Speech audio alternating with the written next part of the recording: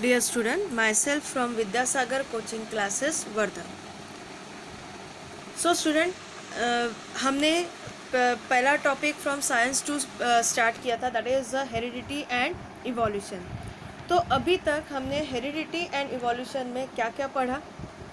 सो ये जितने भी पॉइंट्स हैं that all we have seen heredity and heredity changes क्या होते हैं.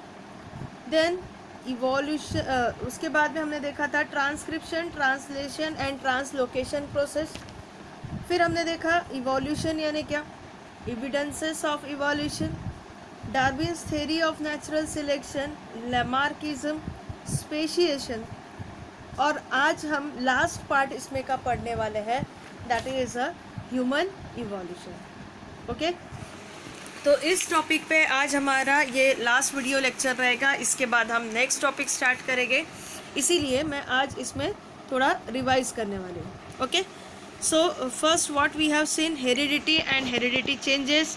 फिर हमने क्या पढ़ा था इसमें, हेरिडिटी में हमने देखा था कि transfer of genetic character from one generation to the another. ठीक है, किस वजह से होते हैं, जीन्स की वजह से होता है, that is called a heredity. Hugo de Vries की हमने थ्योरी देखी, मेंडल्स के हिसाब से हमने इसको स्टडी किया. Then Avery McCarty and MacLeod की थ्योरी देखी.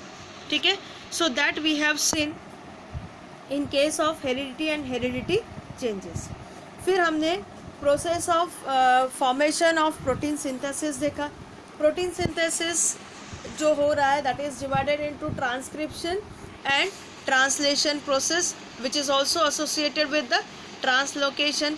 ठीक है, इसे हम क्या कहते हैं, सेंट्रल डोगमा. ठीक है, प्रोटीन सिंथेसिस के प्रोसेस को क्या कहते हैं, सेंट्रल डोगमा, जिसमें हमने क्या देखा कि डीएनए जो है न्यूक्लियस के अंदर में है, उसके ऊपर में कोडॉन प्रेजेंट है. वो कोडॉन जो है एमआरएनए पे ट्रांसक्रिप्ट हो रहे हैं, रीड किए जा रहे हैं, और ये ट्रांसक्रिप्ट एमआरएनए जो है वो साइटोप्लाज्म में जा रहा है, और उसके ऊपर में हमने देखा कि प्रोसेस ऑफ ट्रांसलेशन हो रहा है. ठीक है, ये हमने स्टडी किया. तो इसे हमने कहा ट्रांसक्रिप्शन एंड ट्रांसलेशन प्रोसेस, जिसने क्या बनाया, प्रोटीन सिंथेसिस किया. ठीक है, और इसके बाद में जो ट्रिपलेट कोडॉन आ रहे हैं और वो एक प्रॉपर सीक्वेंस में रख रहे हैं, उसे क्या कहेंगे, ट्रांसलोकेशन. तो इस तरीके से हमने ट्रांसक्रिप्शन, ट्रांसलेशन और ट्रांसलोकेशन तीनों प्रोसेस देखा. Then we have seen about the mutation. Mutation का मतलब क्या है, म्यूटेशन का मतलब है कि कोई प्रॉपर डीएनए सीक्वेंस है. सी हियर, ये जो मेन डीएनए सीक्वेंस है इसमें कोडिंग इसी प्रकार से रहेगी. ठीक है, अगर बाय चांस इसमें का कोई भी एक न्यूक्लियोटाइड किसी और न्यूक्लियोटाइड से चेंज हो रहा है, या तो ट्रिपलेट चेंज हो रहा है, तो उसे हम क्या कहेंगे, म्यूटेशन. क्या कहेंगे, mutation. So what is mutation, the sudden change occur in those gene. ठीक है, when any nucleotide of the gene changes its position and causes a minor changes, then that is called a mutation. तो आप अपने book में यहाँ पे इसको tick कर लीजिए. So this is a definition of mutation.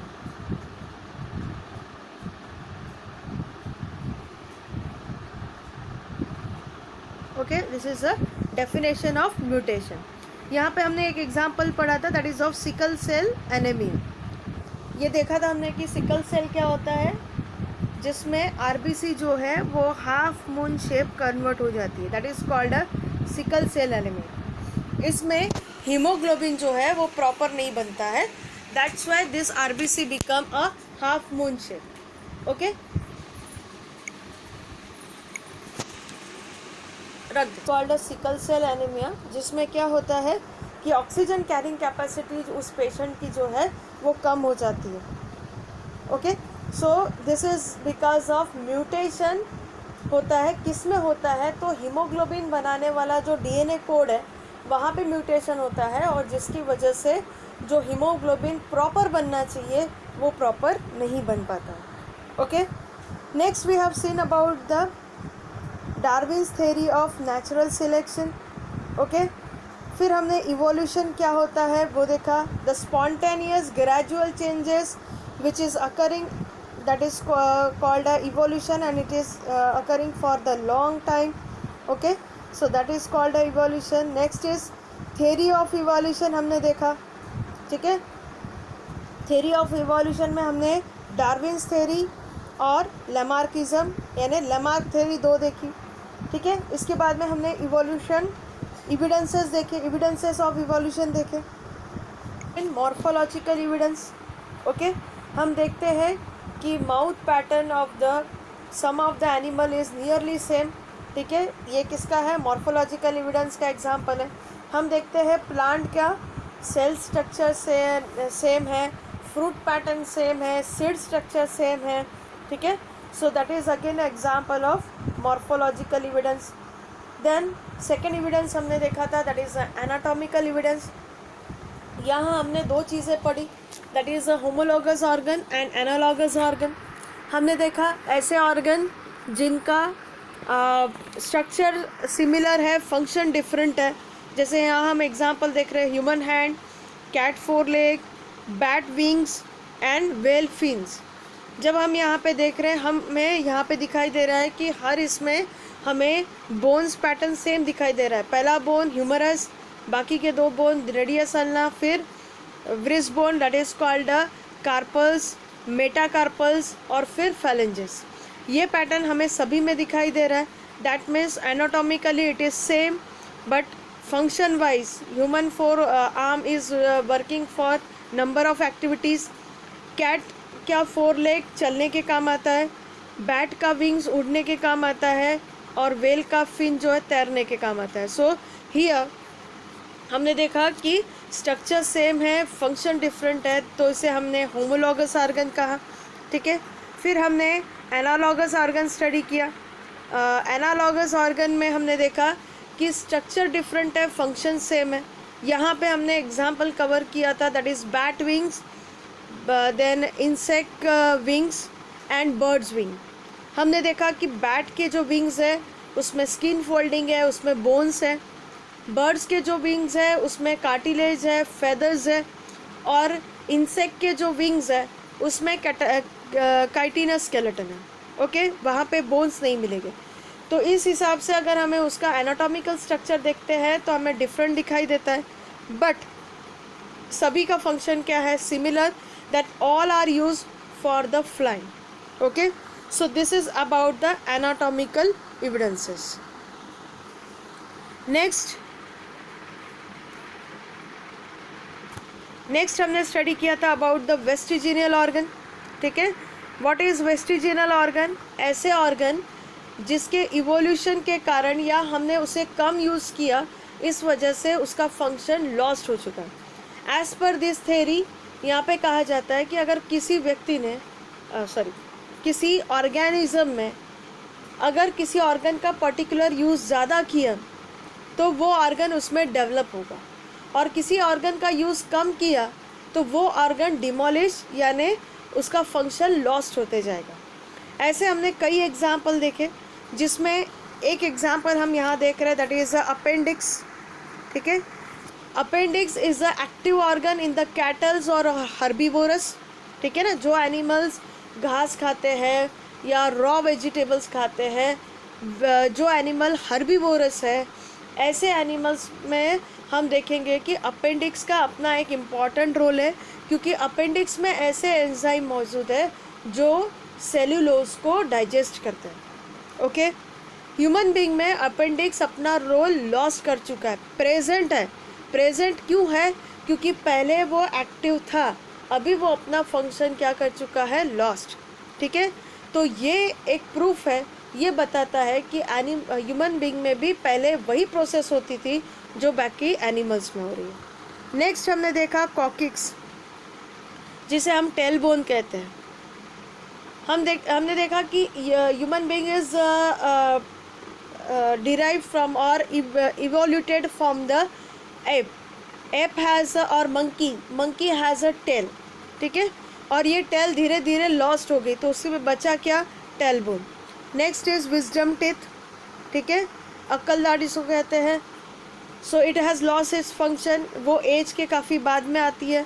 और ईयर मसल्स, हम देखते हैं कि हम हमारे ईयर मसल्स को फ्रीली मूव नहीं कर सकते because we are doing all the work by the hand, so there is no role of ear pinna now, only to concentrate the sound waves. ठीक है, सिर्फ अभी ईयर पिन्ना का काम इतना ही बचा है कि साउंड वेव को कॉन्सेंट्रेट करो, अदरवाइज हमारे जो ईयर पिन्ना है वो छोटे हो चुके हैं because the function is lost.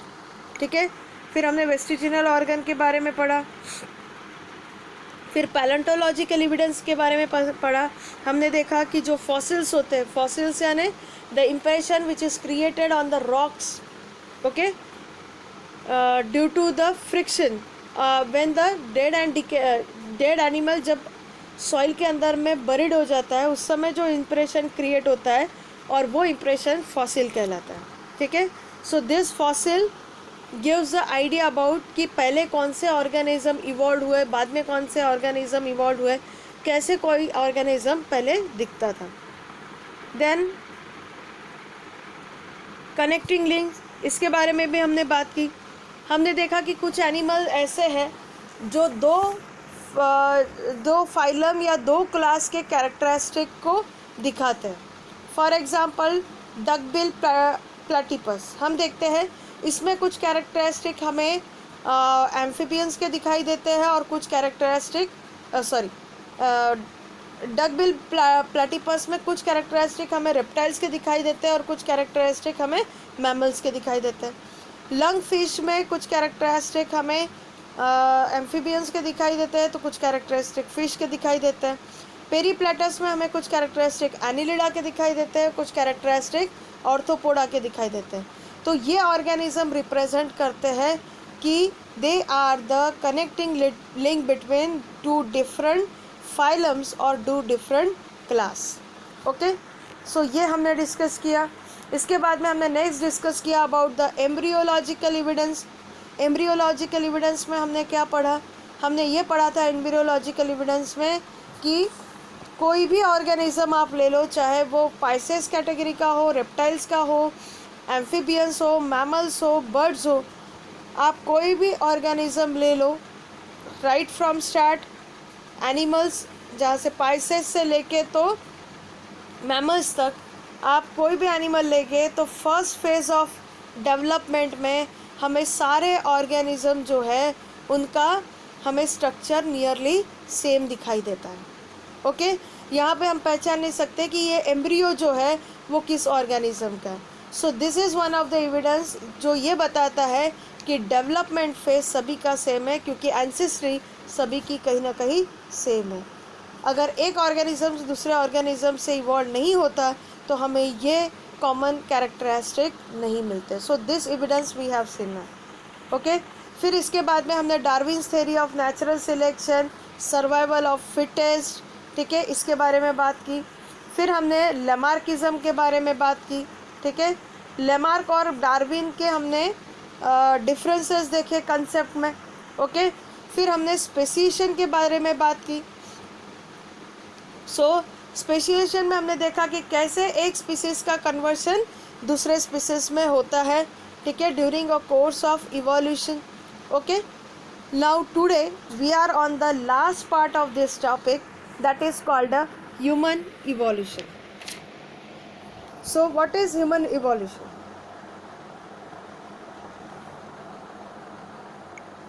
Human evolution, the biodiversity that is known today has been said to be formed from a very simple unicellular organism due to evolution.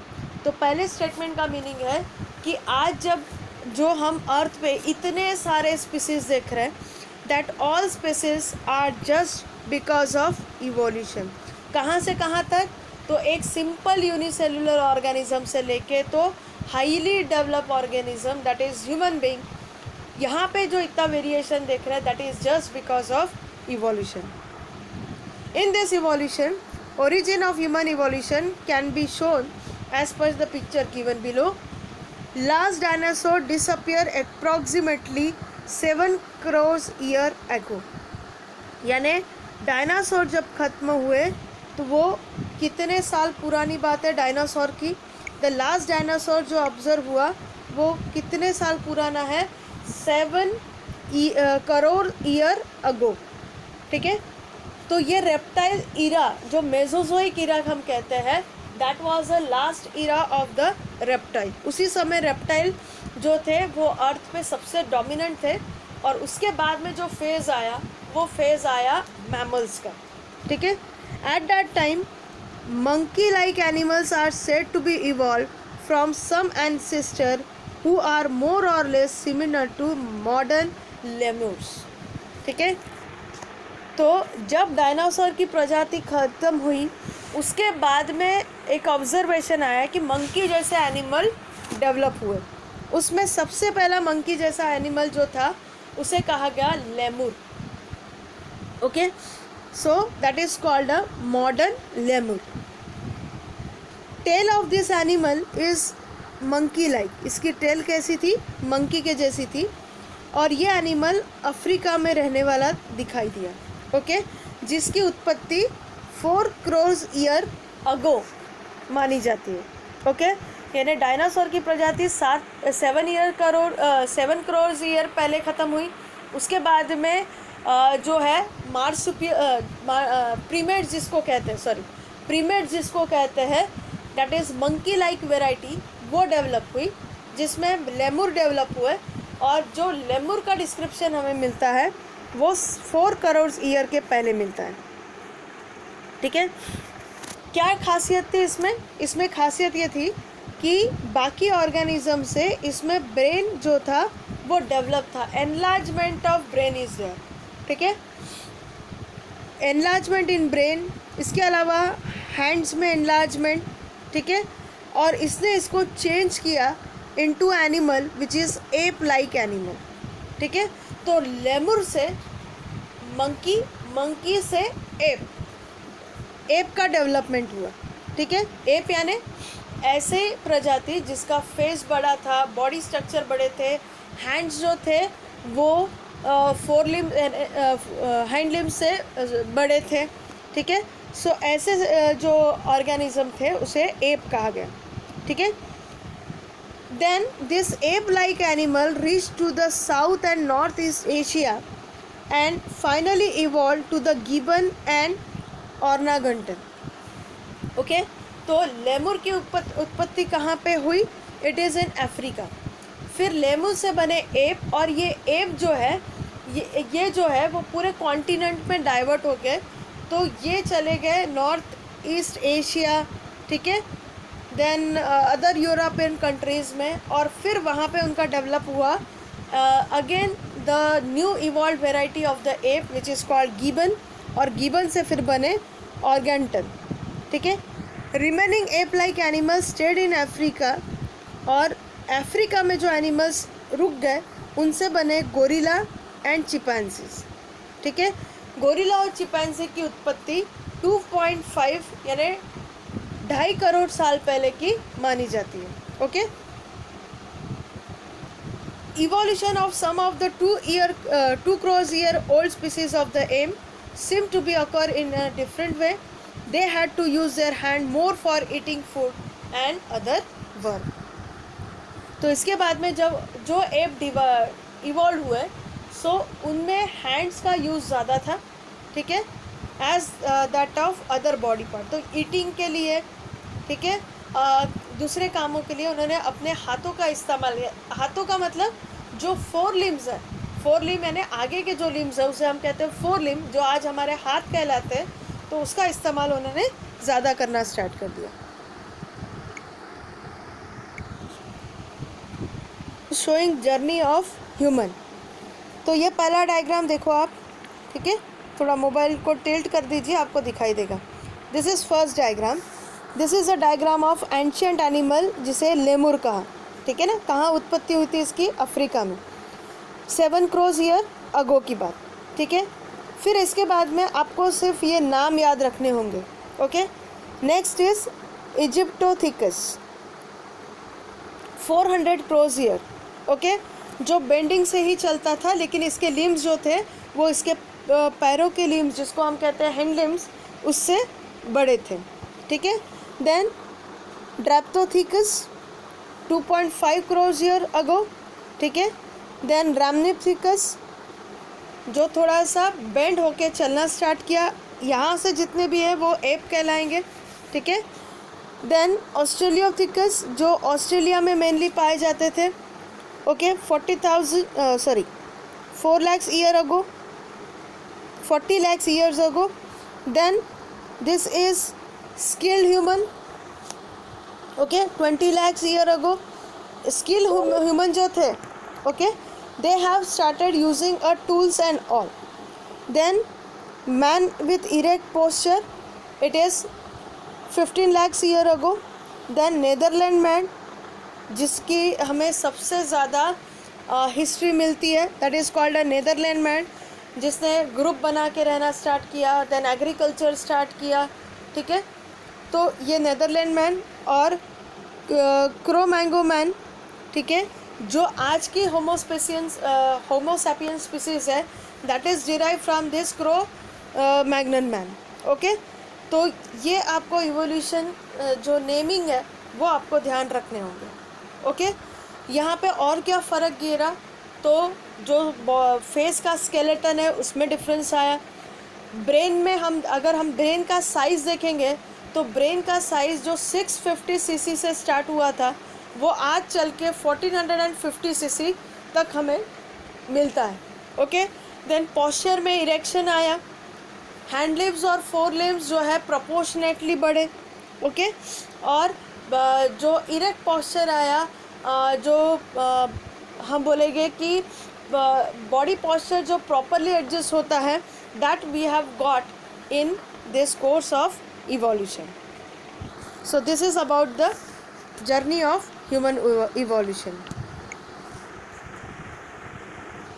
Now next is, those apes started to live on the land as the forest started to decline due to dry environment.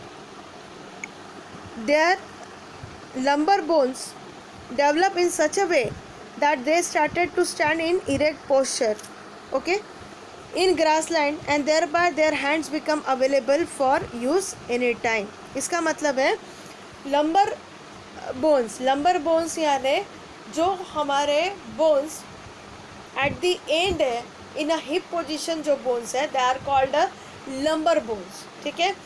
ये bones जो है इसमें flexibility आ गई, और इस वजह से वो जो एरा था उस समय वो ऑर्गेनिज्म जो है वो थोड़ा बॉडी पोस्चर अपना स्ट्रेट करना स्टार्ट कर दिया। तो जो लिम्स उसके चलने के काम आते थे, अब वो लिम्स उसके दूसरे फंक्शनिंग के लिए यूज़ होना स्टार्ट हो गए. This first human like animal with the erect posture which were using a hands have evolved about 2 crores year ago. ठीक है.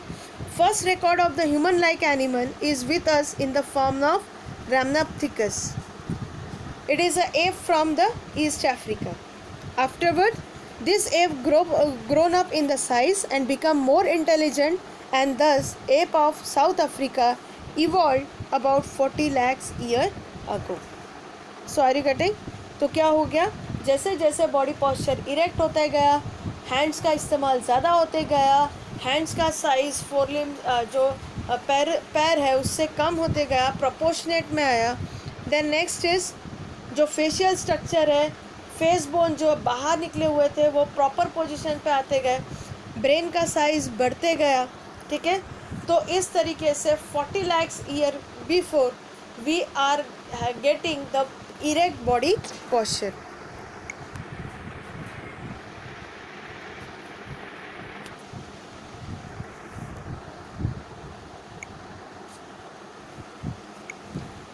The morphology of this human animal started to appear like the member of genus Homo. तो आज हम जो human species है उसे हम क्या कहते हैं, होमो सैपियंस सैपिन. ठीक है. तो ये जो होमो सैपियंस तो आज की स्पीसीज को कहते हैं, उसके पहले जो आएंगे ये होमो वर्ड जब लगा तो ये लगा बिफोर 20 lakhs ईयर अगो. ठीक है. जहाँ पे ह्यूमन बीइंग में स्किल डेवलप होना स्टार्ट हो गया. ठीक है. आँख को यूज़ करना, लिव्स को यूज़ करना, घर बनाना, टूल्स यूज़ करना, जानवरों की जो स्किन है उसको रैप करना, ठीक है, कल्टीवेशन करना. सो ये जो स्किल डेवलप होना स्टार्ट हुआ that is before 20 lakhs year ago. And thus skin human developed. About 15 lakhs year ago, human walking with the erect posture was developed. It may have existed in China and Indonesia of Asian continent.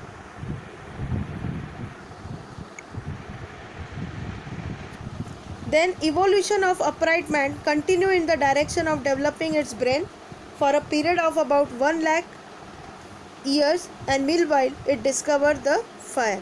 So it is said that कि human being ने जो fire discover किया that is due to the development of the brain, okay, और ये brain का development 1 lakh साल पहले हुआ, okay. Brain of 50,000 year old man have been sufficiently evolved to extend that it could be considered as a member of class wise man, that is called a Homo sapiens. तो आज की जो species है that is called Homo sapiens. तो Homo sapiens के जैसे organism जो evolve हुए दैट इज़ 50,000 ईयर अगो, ठीक है. Netherland man can be consider as a first example of wise man. This is a question which is very very important. आपके filling the blank से MCQs में आ सकता है कि नेदरलैंड पहला फर्स्ट वाइज मैन जिसने अपने ब्रेन से काम करना स्टार्ट कर दिया, जिसने स्किल डेवलप करना स्टार्ट कर दिया, उस होमो सैपियंस स्पीसीज को क्या कहा गया? Netherland man. The Cro-Magnon man evolve from the 50,000 year ago and afterward this evolution has been faster and the earlier. About 10,000 year ago, wise man started to practice the agriculture. तो जिसने agriculture start किया that is 10,000 year ago. He started to rear the cattle herds. इन्होंने cattle को अपने पास में पालना start किया, domestication start किया, ठीक है. इन्होंने ग्रुप में रहना स्टार्ट किया, कॉलोनीज डेवलप करना स्टार्ट किया जिसे हम टाउन या सिटी आज कहते हैं. देन कल्चरल डेवलपमेंट स्टार्ट किया जैसे कि पेंटिंग है, डांसिंग है, ठीक है. Wearing of the cloth pattern, wearing of the ornament start किया. Then art of writing was invented about 5,000 year ago, ठीक है. स्कल्पटर स्टार्ट किया इन्होंने. Thus the history has been started. The modern science emerges about 400 years ago and industrial society was establish about 200 years ago. Now we have reached at the stage and still we are searching the details of roots of human ancestry. Okay? So in this way there is a evolution of the human being.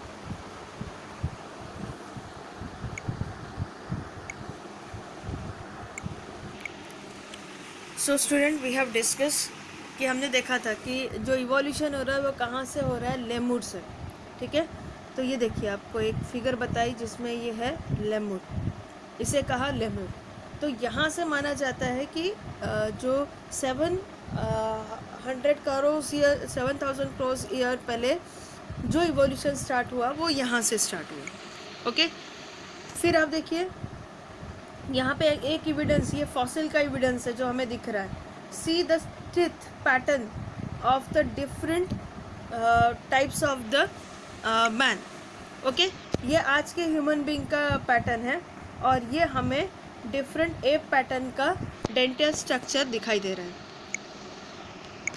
पे दिखाई दे रहा है कि जैसे हमने बात की कि ऑस्ट्रेलियोथेरिकस है, ह्यूमन इरेक्टस है, होमो सैपियंस है, ठीक है. इनमें क्या डिफरेंस है? तो हमें यहाँ पे देखिए आपको स्कल स्ट्रक्चर में डिफरेंस दिखाई दे रहा है, ब्रेन स्ट्रक्चर में डिफरेंस दिखाई दे रहा है. ऑस्ट्रेलोपिथेकस में 500 सीसी का ब्रेन था. Homo habilis having a 700 CC of brain. Homo erectus 1000 CC.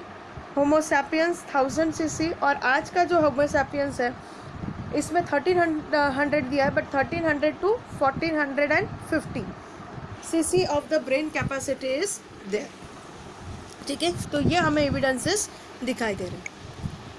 Friends यहाँ पे हमें डिफरेंट स्कल पैटर्न दिखाई दे रहे हैं of the different human pattern. Okay. तो ह्यूमन जो इवोल्यूशन है उसमें जो इवोल्यूशन के पीरियड में जो स्कल स्ट्रक्चर दिखाई दे रहे दैट इज़ हियर, ठीक है। तो आज का ह्यूमन बीइंग कौन से किंगडम में आता है, तो किंगडम है एनिमालिया, फाइलम कॉर्डेटा, क्योंकि नोटोकॉर्ड प्रेजेंट होता है एम्ब्रियोनिक स्टेज में, ठीक है। और वर्टिब्रल कॉलम है तो वर्टिब्रेटा में आएगा। देन क्लास मैमेलिया, ठीक है। ऑर्डर प्रीमेट्स, इसीलिए मैंने कहा कि इवोल्यूशन कहाँ से स्टार्ट हुआ, प्रीमेट्स से स्टार्ट हुआ। Monkey like organism, lemur like organism को प्रीमेट्स कहा जाता है, जो ज़मीन पे भी रहते हैं और पेड़ों पे भी रहते हैं। देन फैमिली इज होमोनिडी, ठीक है। Genus homo, species is sapien. की इमेज दिख लो कि साउथ अफ्रीका में हमने कहा ना कि जो एप डिराइव हुए वो साउथ अफ्रीका में मेनली हुए। तो साउथ अफ्रीका में जो एप डिराइव हुए उसमें आप देख लीजिए कि हाउ दे वेयर लुक्ड, ठीक है। सो this is a image of Australopithecus Africans, और उनका हमें यहाँ पे स्कल स्ट्रक्चर दिखाई दे रहा है। ये हमें इनके फॉसिल स्टडी से पता चला। We have completed here about the human evolution. Hope you have understand.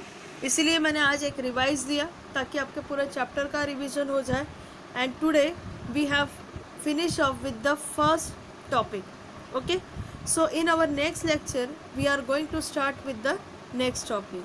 Till then, be remain safe at the home, take care of yourself and happy learning.